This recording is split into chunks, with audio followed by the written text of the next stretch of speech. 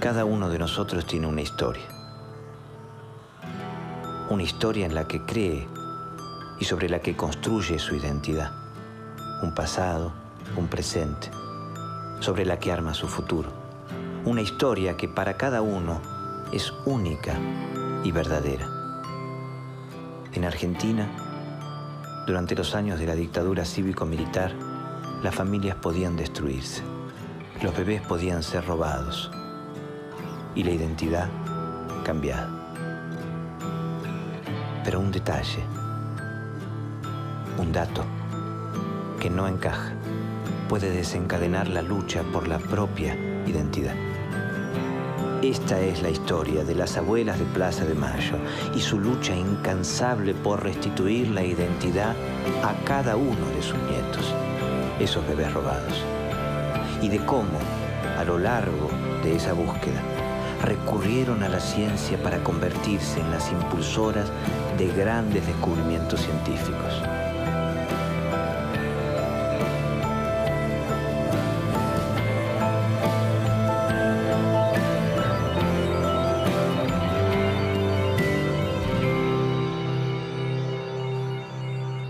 Cuando en 1983 los argentinos recuperaron la democracia, desde hacía ya mucho tiempo que las abuelas de Plaza de Mayo buscaban la ayuda de la ciencia.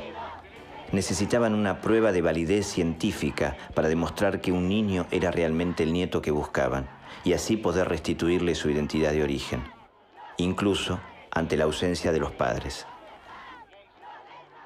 Primero creíamos que los bebés nos los iban a entregar. Cuando nos dimos cuenta que tampoco nos entregaban los bebés, ahí empezamos a juntarnos algunas que ya éramos mamás y después ya nos presentábamos como mamás abuelas. Lo buscábamos de mil maneras, porque no había ningún texto donde aprender cómo se busca a una criatura que fue secuestrada por razones políticas. No había ningún texto y además no sabíamos de ninguna abuela del mundo que saliera a la calle a buscar a sus nietos secuestrados. El equipo de filiación empezó como una necesidad y fuimos desarrollándolo paso a paso. Empezamos primero con los chicos que habían sido secuestrados por los militares, entonces tratábamos de averiguar si tenían una mancha particular en algún lado del cuerpo, cuál era el color de ojos, si habían sido operados, si tenían la cicatriz de la vacuna contra la tuberculosis, la BCG. Y todo esto nos ayudó para empezar a armar un poco la historia.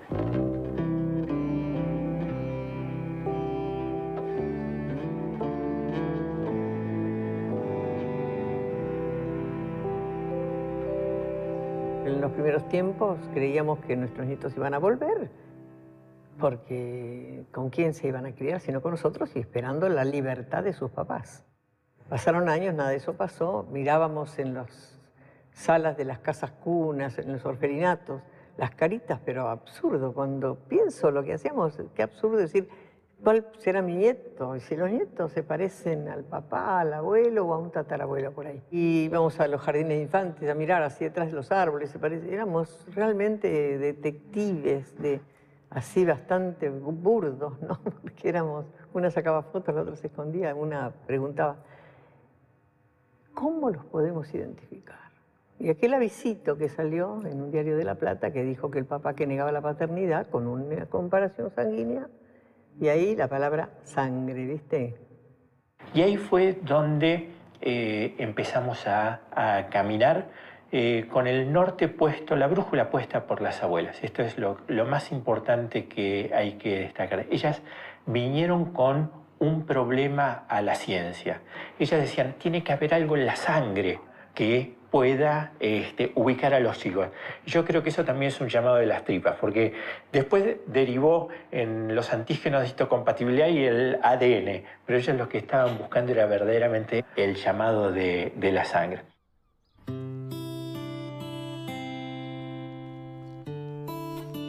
En ese avisito que vimos, que leímos, dijimos, bueno, servir a la sangre de las abuelas para que identifiquemos por ese medio a nuestros nietos, sin vocabulario científico, porque para nada. Se viajó a países de Europa. Yo Recuerdo que hasta Uppsala fuimos en Suecia y la respuesta no fue positiva.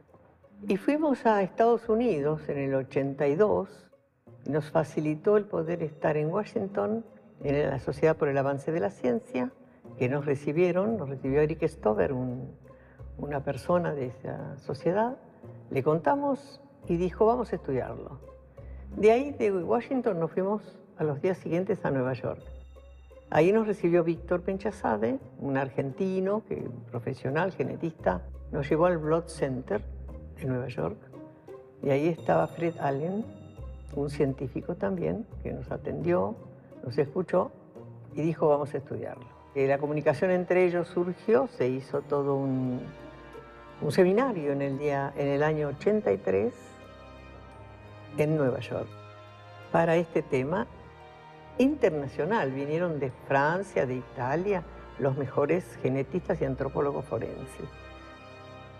Y la respuesta fue, sí se puede, sí sirve la sangre de ustedes. Pronto se sumó la necesidad, impulsada en parte por la Comisión Nacional sobre la Desaparición de Personas, de identificar a una gran cantidad de restos humanos hallados en cementerios y tumbas anónimas. La justicia suponía que pertenecían a personas desaparecidas, pero necesitaba pruebas. Al momento de la asunción del presidente Alfonsín y la creación de la CONADEP, en esos meses se produjo un fenómeno acá, entre muchos otros, que era el descubrimiento de tumbas NN en cementerios, y se empezaron a desenterrar en forma muy poco... Sí, con muy pocos elementos. Sí, con muchos elementos, se destrozaban esqueletos, se mezclaban esqueletos. Entonces la gente, empezó a preocupar de que de esa manera no se iban a poder identificar ninguno de los restos. Y entonces, en ese momento, la CONADEP pidió ayuda a la AAAS para que mandaran una delegación de antropólogos forenses. Ahí vienen los Snow. Claro, ahí viene la delegación. Lo que pasa es que en ese momento, enseguida, Abuelas terció y dijo, sí, pero además de antropólogos forenses, que manden genetistas, porque acá, además de identificar cadáveres, tenemos que identificar niños apropiados.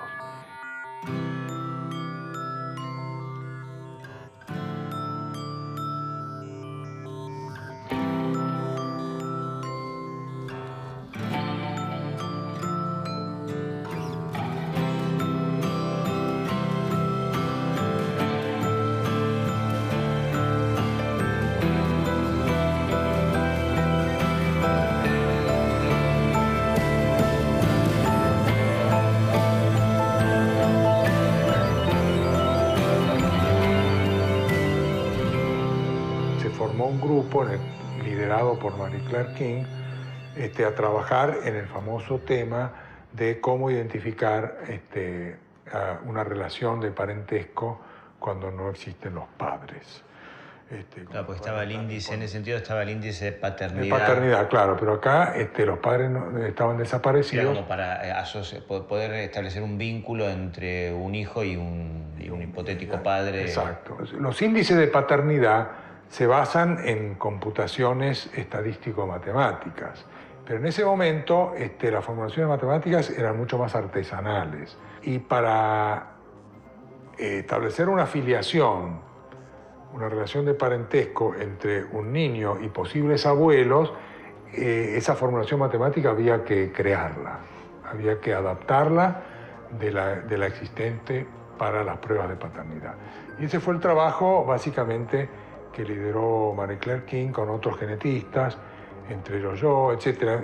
Y eso llevó varios meses. Cuando uno determina un linaje o determina la identidad de un individuo, nunca está 100% seguro. Está muy seguro, recontra seguro. Eso implica hacer una serie de cuentas, una serie de estadísticas. La estadística que necesitaban las abuelas no existía. Ese famoso índice de abuelidad que se desarrolló a lo largo de toda esa primera etapa de búsqueda con ayuda de los científicos, fue inventado, fue desarrollado por científicos argentinos y sobre todo estadounidenses. Entonces fue una tarea multidisciplinaria. Por un lado, la tarea social, la tarea cultural de las abuelas de insistir, porque tenían un objetivo muy claro, apostaban a la vida y a la vida de sus nietos. Pero además, esto de insistir en las puertas adecuadas. Por un lado, necesitamos inmunólogos para que nos ayuden a identificar estas moléculas, genetistas para que nos ayuden con la genética, con la herencia. Por otro lado, matemáticos y estadísticos que con todos esos datos nos den un número que nos permita decir con cierta confianza si efectivamente tal persona es nieta de tal otra.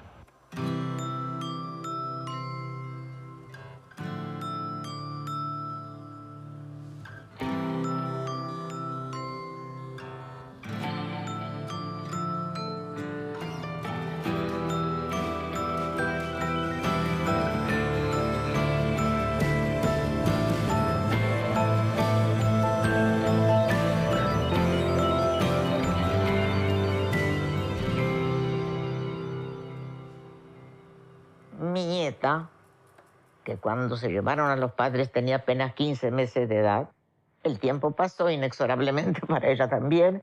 Ella trabajó desde su más tierna infancia, trabajó en abuelas. Recibió en abuelas una llamada telefónica donde daban el dato de una persona nacida en cautiverio con todos los detalles de la madre de esa criatura. Una chica de 26 años, avanzada estudiante de medicina. Una serie de detalles que enseguida ella se dio cuenta que se trataba de nuestro caso, porque mi hija era una estudiante de medicina, porque mi hija se la llevaron a los 26 años, que estaba embarazada de 8 meses. Todos los datos. Bueno, yo les cuento. Resulta que nosotras, las abuelas, somos personas mayores y nos destacamos generalmente por nuestra discreción, por nuestra cautela, por hacer las cosas despacio, no incurrir en ningún error, nada.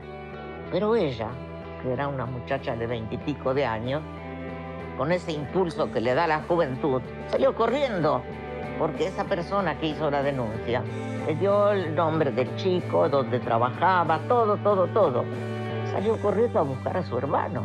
Yo trabajaba en un patio de comidas muy parecido a lo que sería la cadena norteamericana de hamburguesas, pero algo más nacional. Y viene, pregunta por mí, se acerca, viene con una chica que trae un bebé en brazos, para colmo. Yo tenía 21 años recién cumplidos, te imaginas, salía a bailar viernes, sábado y domingo. 2 chicas preguntando por mí y encima con un bebé en brazos. Lo último que me imaginé era que me venían a decir que podía ser hijo de desaparecidos. Cuando yo le digo que no la conocía, que no quería hablar con ella, que estaba trabajando, me pide si le puedo recibir una carta que ella me quiere escribir. Está bien, le digo, y se pone a escribir la carta. En la carta, que me la entrega 20 minutos después, me dice: mi nombre es Mariana, soy hija de desaparecidos, estoy buscando a mi hermano, podés ser vos. Un rato más tarde ella se va, le cuento a mi jefe qué era lo que pasaba y mi jefe me pregunta qué es lo que iba a hacer yo a partir de ese momento. No sé, le digo, acá el adulto entre nosotros dos sos vos. ¿Qué me decís que tengo que hacer yo? Y me contestó algo muy sensato. Me dice: ¿vos podés vivir el resto de tu vida sabiendo si tenés o no una hermana?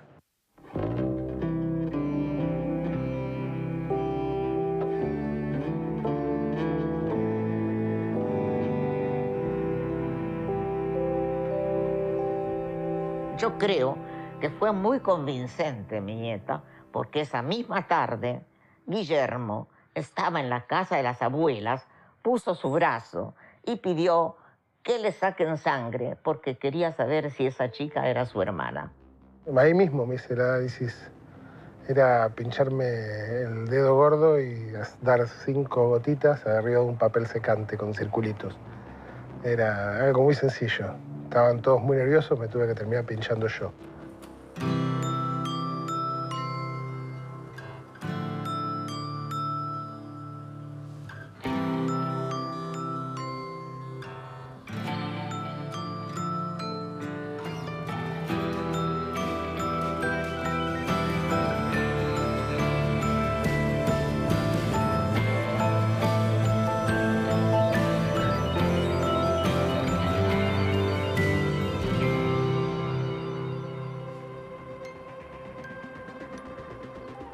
Un grupo de estos científicos norteamericanos, dirigido por Clyde Snow, trabajaba en la identificación de los restos de los desaparecidos.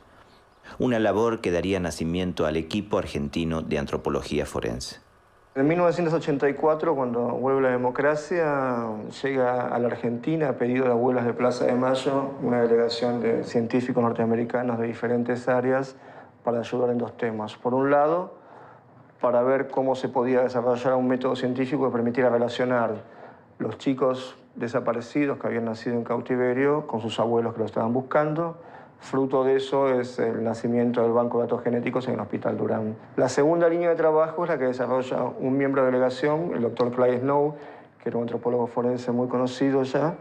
Snow era, en ese momento, era una persona que trabajaba en Estados Unidos. En Estados Unidos trabajaba en asesinos seriales, caídas de aviones, casos criminales comunes, desastres masivos, ya era muy famoso en Estados Unidos, pero nunca había trabajado en este tipo de investigaciones. Y él vino con la comitiva americana en relación a una cosa muy concreta. Básicamente el pedido era que viera si se podían hacer exhumaciones de otra manera, no con los sepultureros, no destruyendo todo.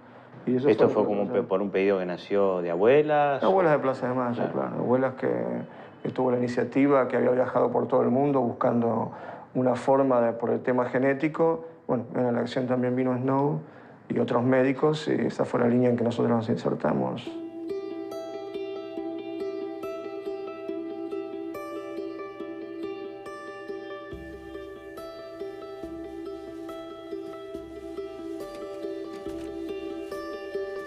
La sociedad argentina avanzaba también en el pedido de la justicia. Los militares intentaron negar los crímenes cometidos. Entonces, la identificación de los restos de los desaparecidos se convirtió en una prueba irrefutable. Mientras tanto, otro equipo de científicos dirigidos por la genetista Mary Claire King enfrentaba un desafío igualmente arduo: desarrollar un método científico para la identificación de los nietos. Ahí fue cuando llega Mary Claire King, ella llega con su fórmula del índice de abuelidad, y bueno, había que probarlo. En ese momento, nadie tenía ninguna experiencia con esto, nadie, cero. Pero existía la doctora Ana María Di Leonardo, que era la jefa de inmunología del Hospital Durán, que era el único lugar público donde se hacían las pruebas de HLA y de grupos sanguíneos. Histocompatibilidad. Para que la gente entienda, el antígeno de histocompatibilidad, los grupos sanguíneos, etcétera, son todos productos de genes. Entonces era como un paso más alejado del ADN. Entonces uno infería lo que ocurría en el genoma, en el genotipo, a través del estudio de grupo ABO, RH, etcétera, etcétera, y sobre todo el HLA, histocompatibilidad. En un comienzo, como la técnica ideada por Mary Claire King para identificar a los nietos no estaba del todo desarrollada, las mismas abuelas y sus familiares se sacaban sangre para comprobar la efectividad del método. En esa época, en la época más heroica, digamos, en la que Mary Claire King tuvo un protagonismo muy importante, digo heroica porque se transportaban muestras de sangre, yo he transportado muestras de sangre, uno nunca sabía qué iba a pasar acá en el país. Atentados posibles al banco de datos genéticos, cuando se sacaba sangre a un niño, ellas obtenían una muestra. ¿Qué hacían con esa muestra? Muchas veces, la mayoría, se la mandaba afuera. ¿A dónde? Bueno, a distintos laboratorios, pero el laboratorio principal fue siempre el de Mary Claire King. En realidad, más de un caso fue identificado primero en Berkeley, donde estaba en California, donde estaba Mary Claire King, y después en Seattle, donde está ahora desde hace ya varios años. Pensar que en mi cuerpo hay información de mis padres y de mis abuelos, en una uña, en un cabello, están presentes ellos. Yo, antes de que me viniera a hablar mi hermana, sabía que había habido un golpe de Estado, sabía lo que era una dictadura, pero a muy grandes rasgos. Yo, para colmo, hice la secundaria en la primera brigada aérea de Palomar. O sea, desde tercer año hasta sexto tuve profesores que eran militares de la Fuerza Aérea. Entonces hay muchas cosas de las que no se hablaban en mi escuela.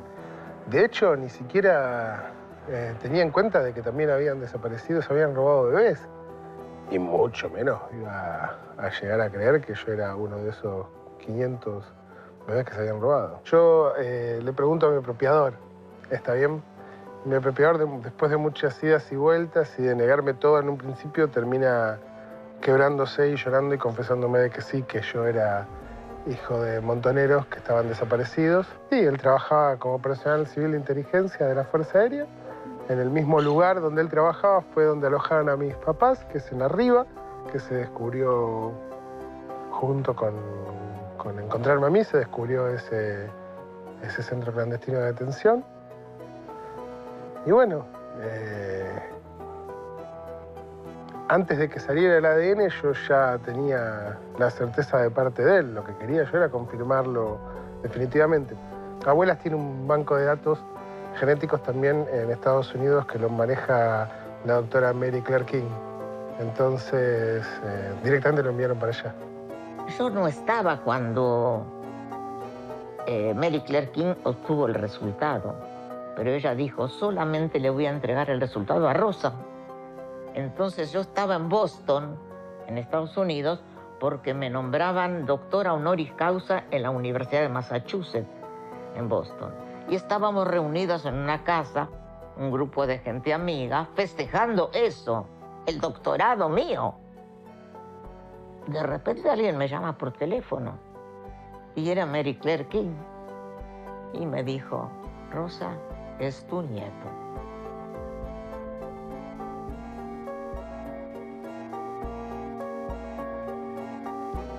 Abuelas de Plaza de Mayo tenía una pregunta muy concreta que la genética de su tiempo no podía contestar. ¿Cómo analizar la identidad de gente cuando faltan el padre y la madre y tal vez falte alguno de los abuelos? Ellas decían, se puede hacer, pero no sabemos cómo. Y ese golpear puertas, ese insistir frente a los científicos, a los genetistas de la época, logró un hallazgo que no solamente sirvió para la búsqueda de abuelas, sino que logró una pequeña revolución en la genética, poder encontrar la identidad de una persona en ausencia de sus familiares directos como padre y madre. Eso fue una oportunidad única y me parece que no se lo debemos solamente a los científicos, se lo debemos en gran parte también al tesón de abuelas. La ciencia creció y evolucionó gracias a una necesidad planteada de las abuelas. Y hoy está universalmente aceptado para solucionar muchísimos tipos de problemas. Uno enciende la televisión y cualquier programa policial incluye el ADN. Y esto hace 25 años no se tenía ni noticias. Y uno de los motivos por los cuales se desarrolló fue toda la necesidad de abuelas. Nosotras, las abuelas, hemos conseguido cambios inimaginables, tanto en la ciencia como en la justicia, como en lo psicológico. Por todas partes hemos insistido y hemos conseguido. La verdad que tendríamos que estar orgullosas de todo lo que hemos conseguido, pero no hablo de orgullo. Yo digo, estamos satisfechas, estamos contentas con lo que hemos conseguido, porque no buscamos revanchas, ni venganzas, ni nada de eso. Todo lo hacemos para el bien nuestro y para el bien de la sociedad. Porque lo que nos pasó a nosotras, le pasó a toda la sociedad, nos pasó solamente a nosotras. El trabajo de los antropólogos forenses permitió a las abuelas de Plaza de Mayo saber dónde estaban enterrados sus hijos y cómo habían muerto. Gracias al trabajo de los genetistas, pudieron encontrar a más de 100 de sus nietos. En el camino, nacieron el Equipo Argentino de Antropología Forense y el Banco Nacional de Datos Genéticos. Pero la lucha de las abuelas continúa.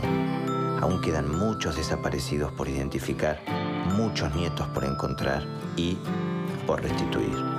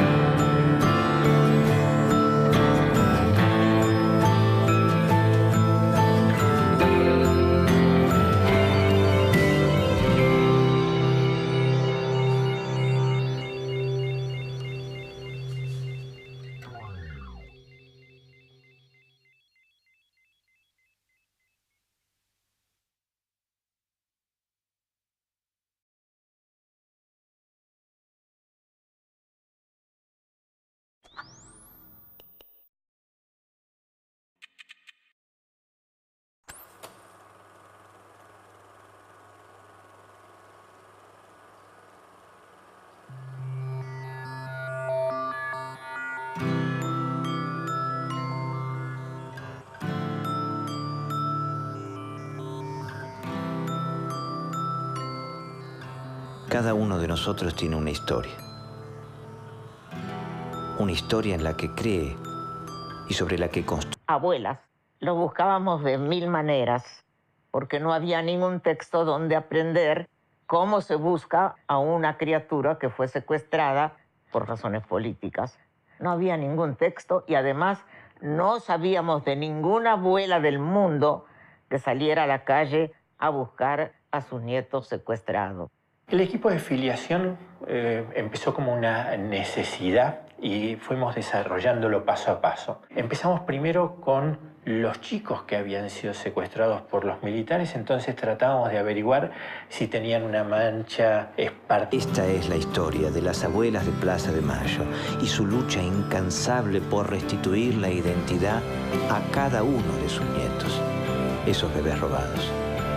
Y de cómo, a lo largo de esa búsqueda, recurrieron a la ciencia para convertirse en las impulsoras de grandes descubrimientos científicos.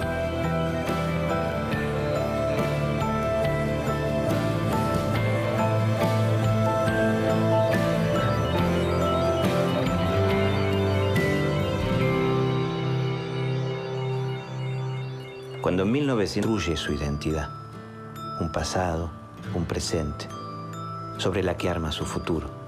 Una historia que para cada uno es única y verdadera. En Argentina, durante los años de la dictadura cívico-militar, las familias podían destruirse, los bebés podían ser robados y la identidad cambiada. Pero un detalle, un dato que no encaja, puede desencadenar la lucha por la propia identidad. En 1983 los argentinos recuperaron la democracia. Desde hacía ya mucho tiempo que las abuelas de Plaza de Mayo buscaban la ayuda de la ciencia. Necesitaban una prueba de validez científica para demostrar que un niño era realmente el nieto que buscaban y así poder restituirle su identidad de origen, incluso ante la ausencia de los padres. Primero creíamos que los bebés nos los iban a entregar.